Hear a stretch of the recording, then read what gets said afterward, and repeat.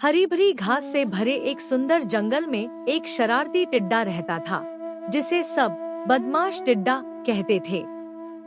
वह अपनी शरारतों के लिए मशहूर था।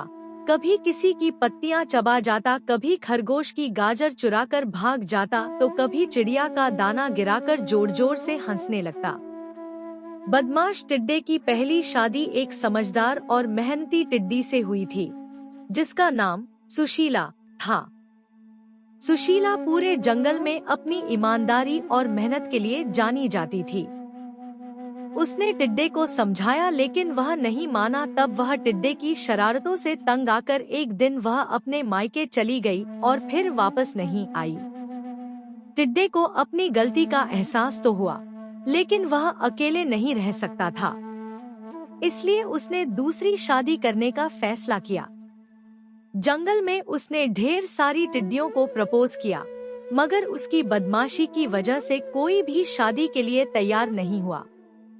आखिरकार एक दिन उसे चंचल टिड्डी मिली। वह भी उतनी ही शरारती थी जितना टिड्डा। दोनों की जोड़ी बन गई और जंगल में धूमधाम से शादी हुई।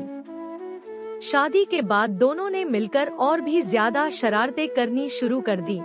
जंगल के खरगोशों की गाजर चुरा ली, मधुमक्खियों के छत्ते में हलचल मचा दी और तोते के घोंसले से अमरूद उड़ा लिए। जल्द ही पूरे जंगल के जानवर परेशान हो गए। सबने मिलकर राजा शेर से शिकायत कर दी। राजा शेर ने दोनों को बुलाकर खूब डांटा और सजा के तौर पर उन्हें कुछ दिन तक जंगल से बाहर रहने की सजा दे दी। टिड्डा और चंचल टिड्डी को अब समझ आ गया कि जरूरत से ज्यादा शरारतें नुकसानदेह होती हैं।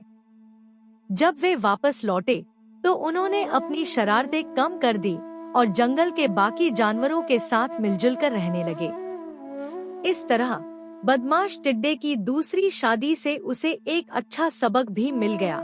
शरारत मजेदार होती है, लेकिन हर चीज की एक हद होती है।